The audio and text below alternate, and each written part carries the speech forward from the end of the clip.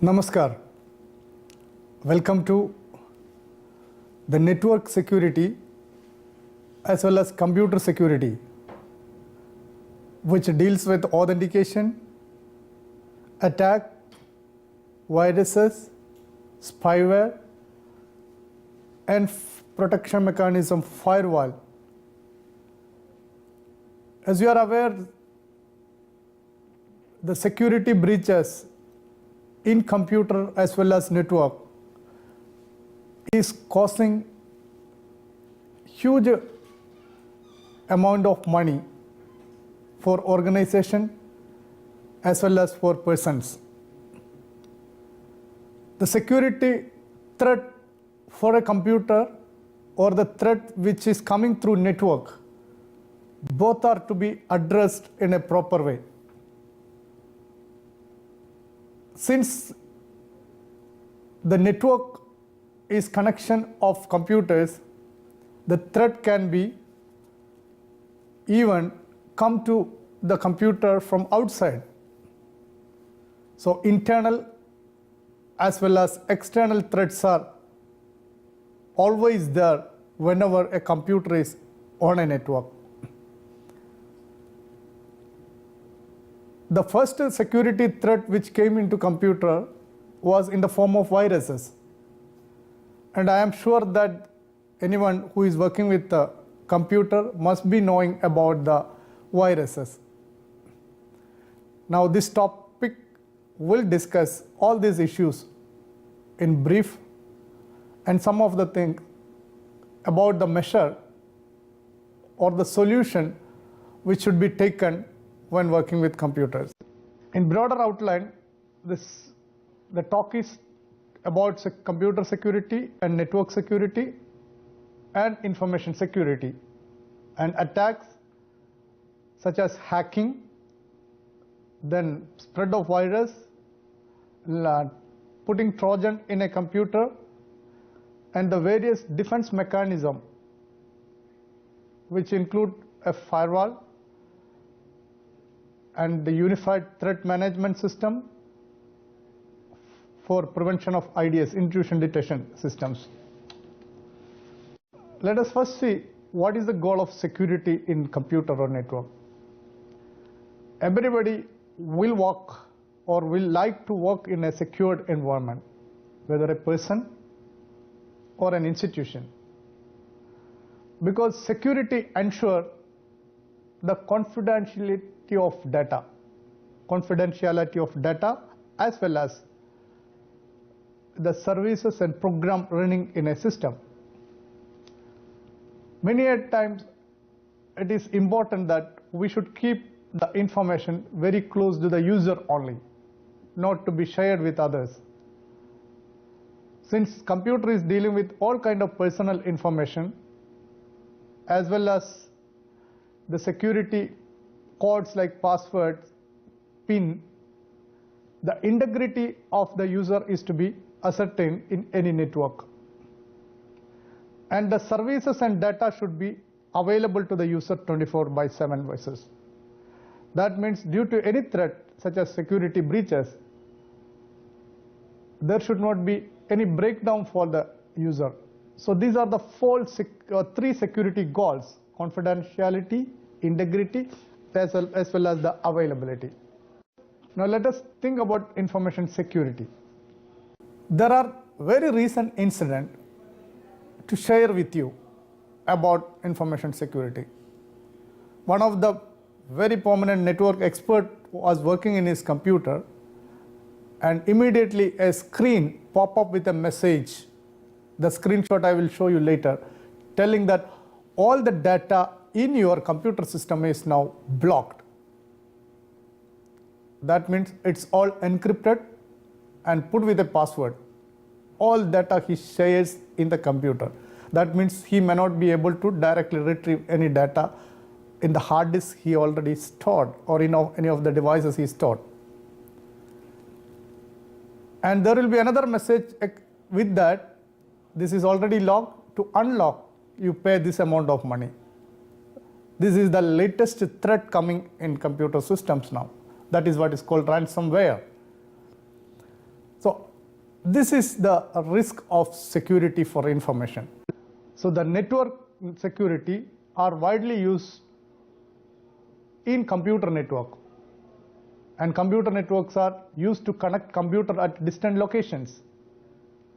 So this, because of the ability to connect with other computer in location which is not in our purview, there is a security problem.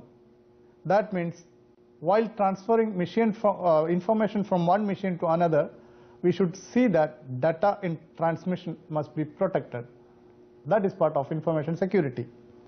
And network connectivity also exposes each computer for more vulnerabilities. Many programs we are using which must be having a loophole for an outside user to get into the computer, and so that he can deal with information security. If the information stored in our system is not proper, then there is no value of dealing with the information. So protection of data is one of the major important factor. Now, how to protect data? Then we should ensure the computer security first. Many of the systems, multiple users share the same hardware and software of resources. And sometimes we also allow remote login to our computer over phone lines. That means the computer which we are working is at the risk of someone else to work with. The measures and tools to protect data, and the third hacker is called computer security. So we should take measure and tools for protecting this. That is what is computer security.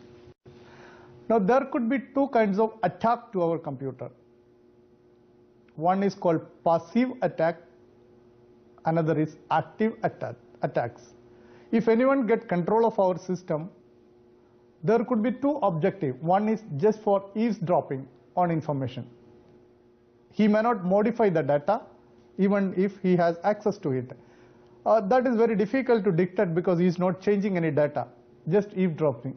But think about a situation that your password or PIN number or credit card information which you stored in a file is being eavesdropped by somebody.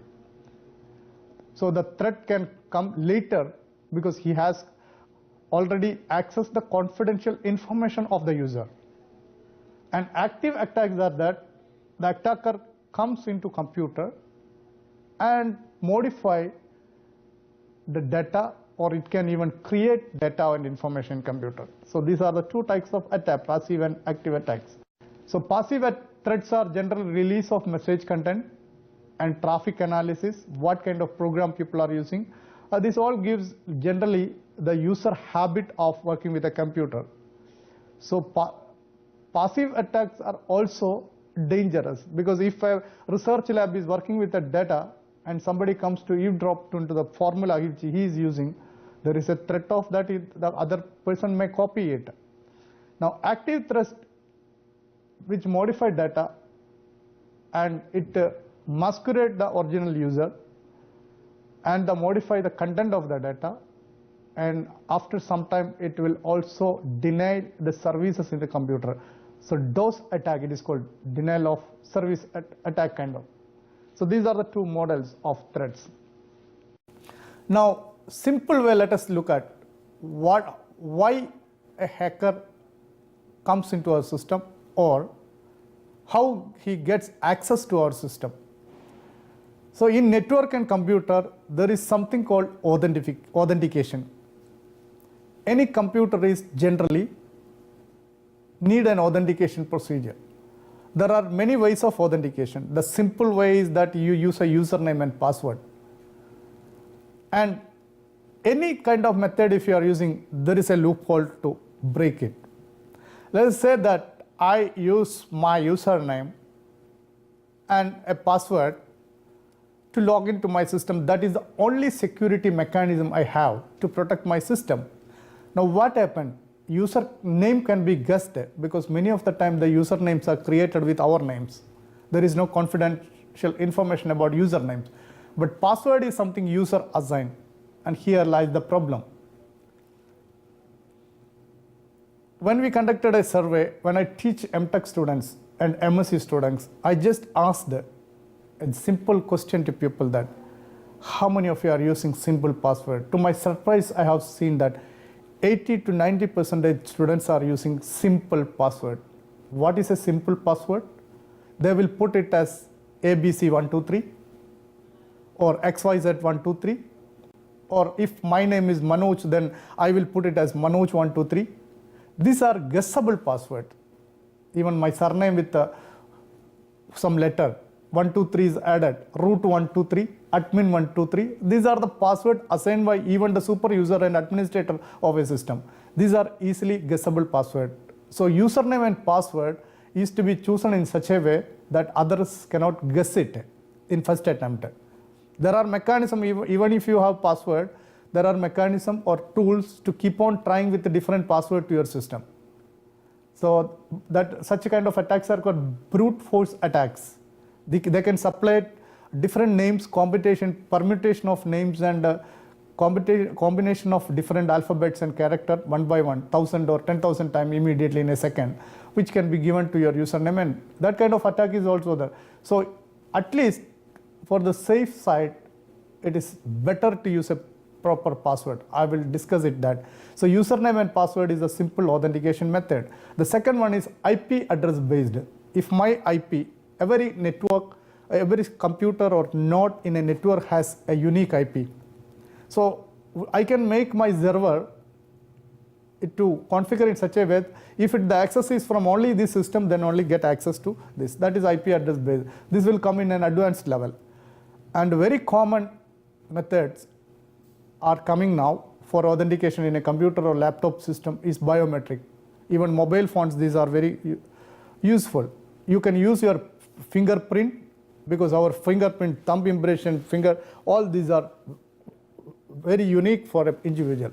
So it varies from person to person. So anything which depends on the physical body structure which is unique in a human being is what is called biometric authentication. So fingerprint is very common, thumb impression is very common for authentication. The other one is face reading software. I calibrate my face with the system, maybe from different angle, my face is being captured with a different angle. Then this can be used the next time when I look into the system. If I look, then only the system will open, face reading software. Then there is voice recognition. It is told that voice of people are very, very different. So if I use, hello computer, please open, that will be very unique to my style, and that cannot be imitated or mimicked by someone else. So that is also another, but that kind of mechanism has its own loophole. If somebody else tell or talk exactly like you, maybe computer can be fooled for face recognition, but that is also voice recognition, that is also there. Then every computer or devices in the network which is having, every computer or devices, instruments which can be connected each other has a unique address called MAC address. So we can also use IP address or MAC address or combination of both for the strict authentication purpose. But in nutshell, 95% we are using username and password. Now, some of the type of network attacks, if they get your username and password, the eavesdrop, which I mentioned already, passive kind of attack, then data modification, active attack, then identity spoofing.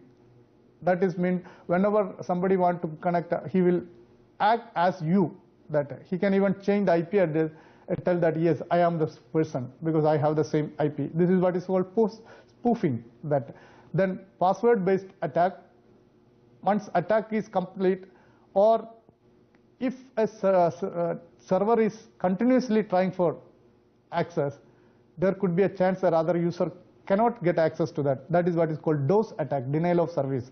No service will work. Then man in the middle attack, that is not the user, or in between somebody get into the network and send the packets or data as if that is in the network. Then compromised key attack, sniffer attack, application layer attack. These are some of the attacks available in network. Now, how we can protect username and password? let us talk about wrong password versus a strong password. The wrong passwords are generally guessable password, which I already told, that using ABC, ABC123 or 123, root 123, admin 123, your name 123, surname 123. These are all guessable password for your colleagues or person you are known to you. And using dictionary password, if I wrote furniture as a password, it's a dictionary word. If I use any other English word, sometimes people submit password as the password. So this is available in dictionary. There are software which takes all dictionary words and submit to against your password. So that is also easily, it can be easily broken, the password. So avoid guessable password and dictionary word is the first mantra for setting a password. Now how can you make a strong password? A question comes, when I put a strong password, I may forget it. So the easiest method is that you use a non-name with you and use 3 kinds of letters in password. One is alphabet, another is numeric, and third is the special character. And it is very difficult to remember special character in between. So the technique is that replace the non-English word with equal special character. For that example, when I write Manoj, the second letter A is almost sounds like at the rate. So I don't use A as my name because Manoj can be guessed easily. What I use is M at the rate Manoj. So I have a mechanism to generate password. I will put my puppy's name with me, Manoj Jimmy, and since password is created in this year, 2016, then every password I end with hash and at the rate. This is my style. So every user can develop their own style. End with the hash and at the rate or any other special character which you like.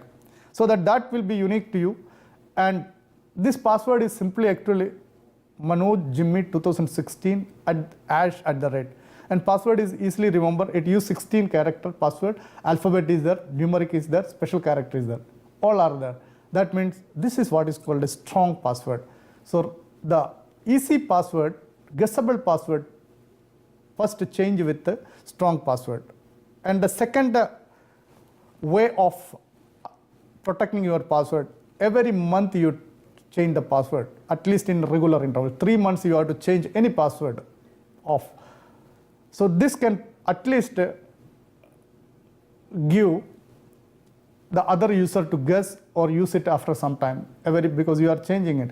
And there also you can have a mechanism. You can add a month in between somewhere, so that every month when you change the password, you change. And write somewhere that I changed the password in July. That means you know what is going to be the password.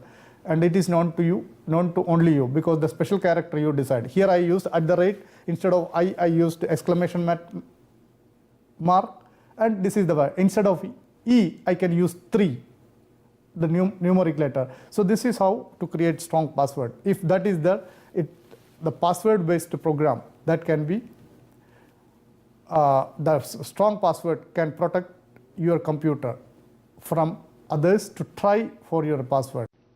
Now, the very common attack comes into through viruses.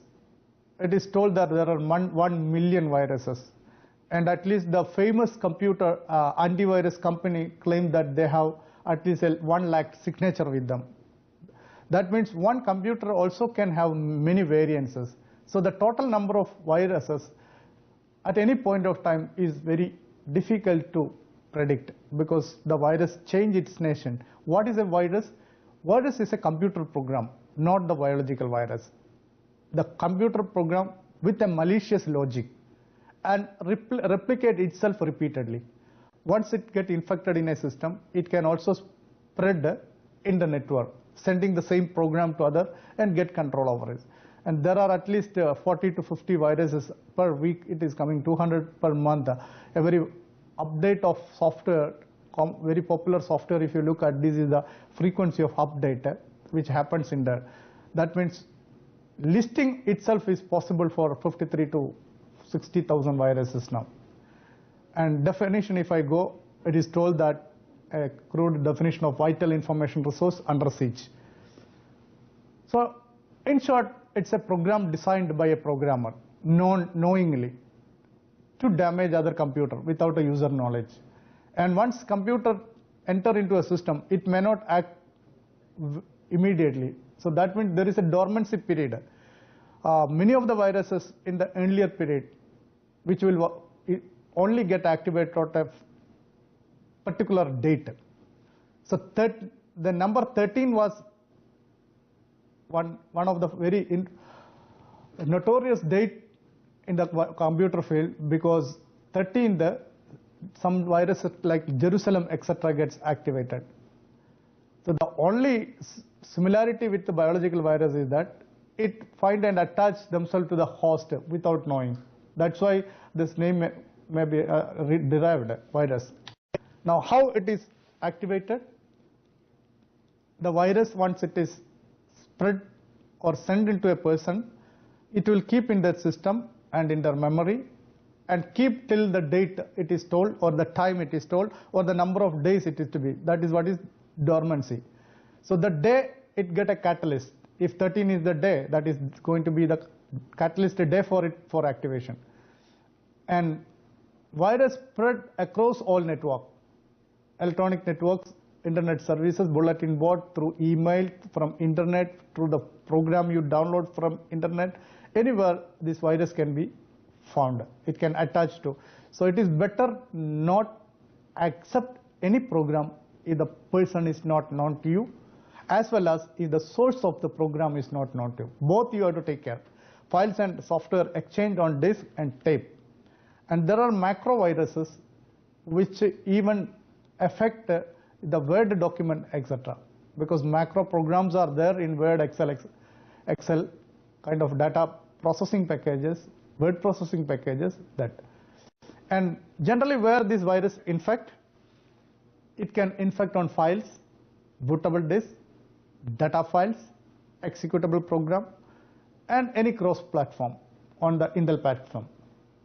And it can also hide in the memory, in the hard disk, in flash drive, in USB drive, in upper part of the memory, high memory, and terminate and stay resident.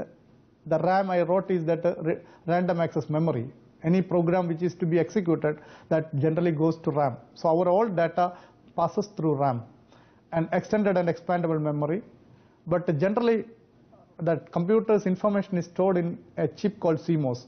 That will not get affected. So hardware, virus cannot damage hardware. Virus cannot get into the CMOS where information is stored, but it can get into the hard disk. Now, virus categories, depending upon its payload, how much damage it can create, that can be BSFI or CFI. The boot sector infectors, that is any virus which goes to the boot sector. Boot sector is the main sector when computer is on. All the information, it starts from the boot sector. So if that is infected, that means your computer is completely under the control of the virus. And program file infectors are there, CFIs are there. In DOS and Windows, you will see that .com, .exe, sys, DLL, OVR, SCR, all these are the kind of program executors. And the virus can attach to this program. Suppose if a 4K program is there, virus modify this 4K with its code with a 2K. So if a programmer or non-person look at it, they will feel that this is the program of the system. So that is how viruses hide themselves in the network. And macro viruses, as I mentioned, can infect a doc file, XLS file, or it can spread through these kind of documents. Now, it is advisable for any user, go to the search engine, search for the common virus list, and try to find out which is the boot sector virus, program viruses. And many viruses are polymorphic in nature. Polymorphic means it shows its color differently in different contexts. Sometimes it will attack one type of file. When it is again spread across to some, that time it will work differently. So polymorphic is one of the feature of the viruses. And multipartite viruses are there. Viruses which can now, earlier it was told it is very difficult to attack Unix-based system, but now viruses are there for that also. But if you look at 95 to 96%, the viruses attack Windows-based system. That's why server, etc., people are generally reluctant to use Windows-based machines. So many of the servers you will see in Linux or Unix, which are not very vulnerable for attack through viruses. Malicious program like Trojan horse, Java, ActiveX, etc. Trojan horse is a kind of virus. It's like it deposits into a computer by a person. Once it deposits, it can move to other. Or it will be remind that the Trojans are deposited through what means. Trojan horse is a story from olden history where a horse was put in somewhere with the soldier inside. Then the enemy came, the horse exploded, all the enemy, and they killed the enemies. Similarly, the program also get into the computer, and then it works its own. But Trojan horse need a carrier all the time to get deposited. So in a nutshell, what it does, it can infect program, word processor, spreadsheets, or operating system file, boot memory, or boot sector, and data files, executable programs, even attachment. And what virus cannot do? They can't damage hardware such as keyboard monitor, write protected disk, text-based email, etc. Virus generally not affected. And there are different kinds of viruses. This 30 minutes time is not sufficient to discuss in detail for all these viruses, but I just mentioned some of this. Adware, this is by advertising software. For every click, one advertisement will pop up. This is a kind of adware. It's a kind of threat to the user, time-killing process. But generally, adware will not do any harmful activity in the system. Then armored viruses, winning viruses, bomb viruses, boot sector viruses, bootware, browser hijacker, companion virus, dialer, FAT viruses. FAT is file allocation table virus. That is every computer, it creates its own file allocation table. There it shows that information. It's an index file of the document you stored or data you stored in the computer. If FAT virus attacks, the table get damaged. That means we don't get a link with the software or programs data we stored in the net. File detecting viruses, keylogger, very important thing. When you are working, try to work with the public internet cafes. This threat is the keylogger. If you try to log in with your username and password, the keylogger program can catch each key you press and it can send it. I have personally seen one of the attack like that. In a cafe, whenever I type a username and password, it automatically stored into next computer one file. The person there who is sitting there, he can just open it and show. This program I have also shown to some of the IPS officer. When I took a class in IIMK, I asked one of the IPS officer to come and type his username and password with my computer. He typed it, immediately I showed the password openly that this is what is your password. This keylogger. And it is very difficult to know whether keylogger is running in the system or not. So one method to do is scribble the word you type it or use a virtual keyword. Like bank, etc., they are providing a virtual keyword. That means you have to click on the keyboard to get the letter so that the typing stock will not be stored. That is how we can deal with the keyloggers. Or what you can do, you can store your password in a file and you can copy it by using Control-C and Control-V. So he will not be knowing that your password is typed. So keylogger. Then macro virus, malware, mass mailer virus, memory resident virus, repartite virus, multi-character virus, parasite virus, polymorphic virus, program viruses. So you can Google and find out each activity of virus. How to remove virus? Just download any antivirus program, repair the infected disk, boot record. So there are so many antivirus programs available. One of that you can download it. I'll just talk it later. And this is the latest threat which I was mentioning at the introduction time. Immediately I find that my computer is blocked, warning, your personal files are encrypted with a time. If you pay within this time, link is there, user there, your computer has been locked, and at the screen, how to unlock? Pay $1, take your cash onto billing location, Walmart, etc. Money back, get money back, all this. And this is how this is what you call a ransomware, which is very coming up as a threat now in computer. So suggestion is that use an antivirus software. Antivirus generally check if any virus is available at the time of installation.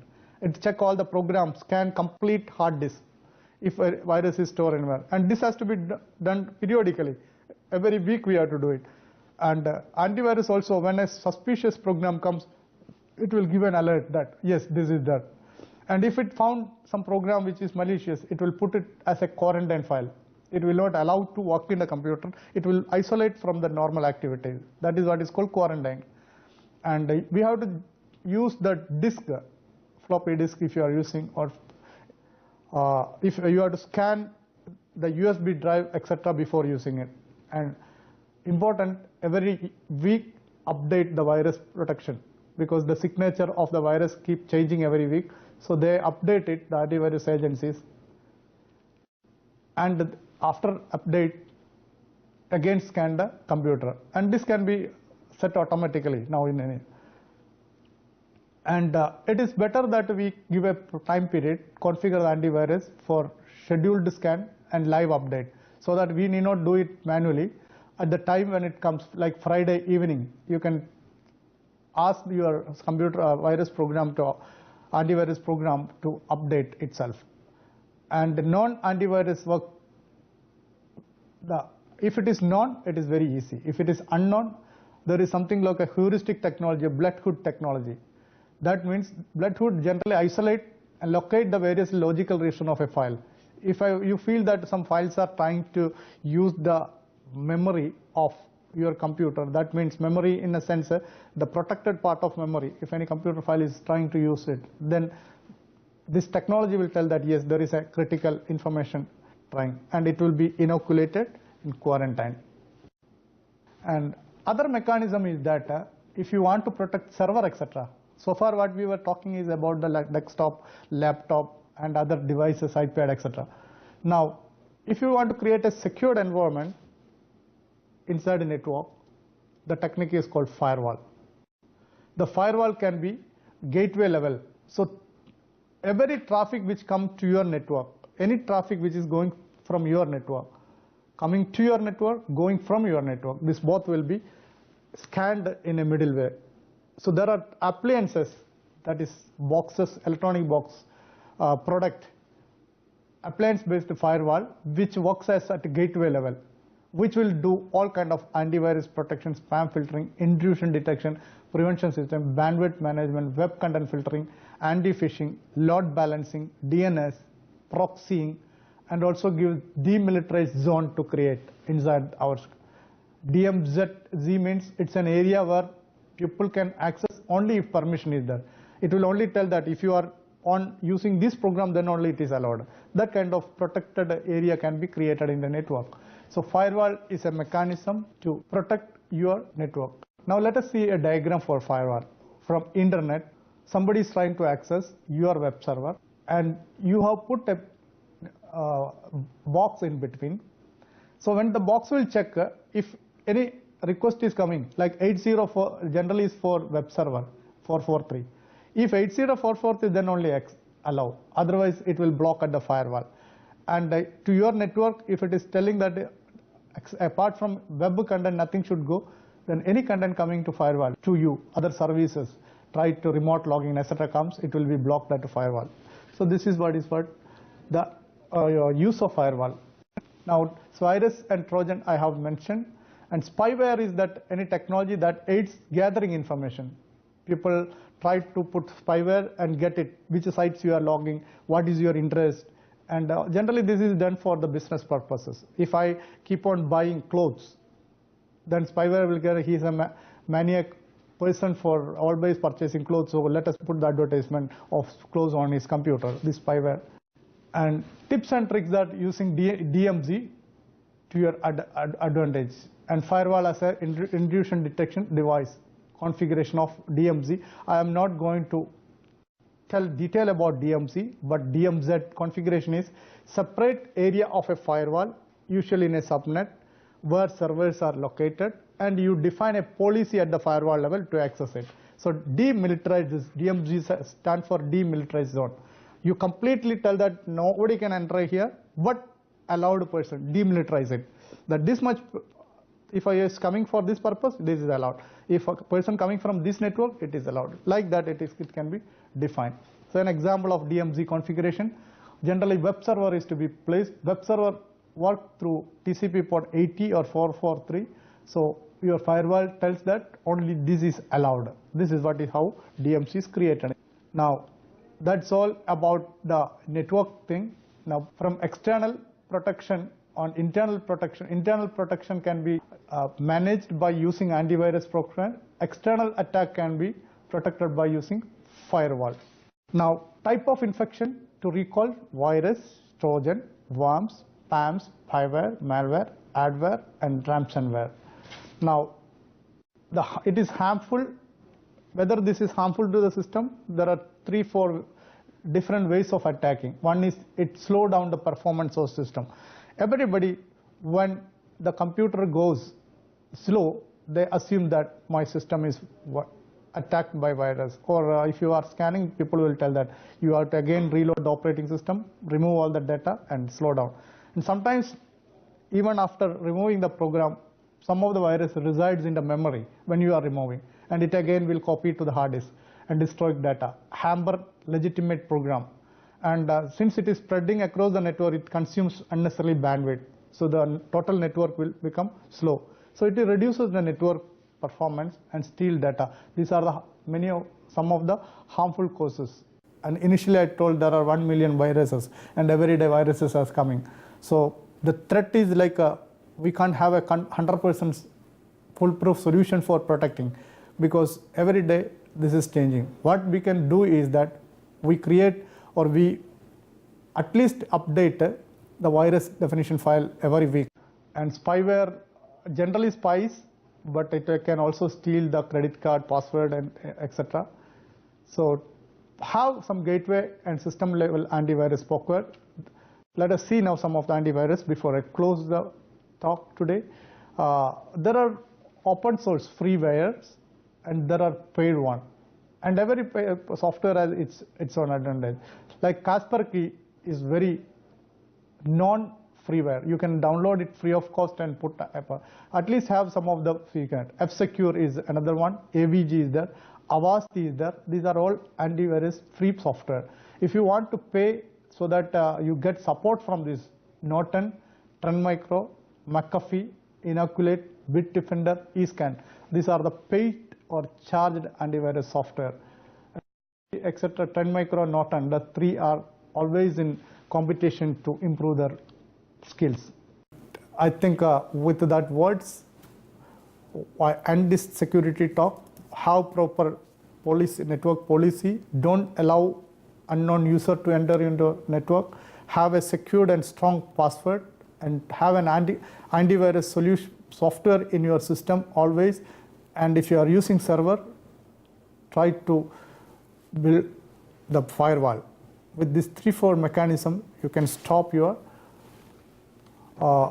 threat into that. So thank you so much for patiently listening to this talk. I wish you a very threat-free network and computer job and task. Enjoy it.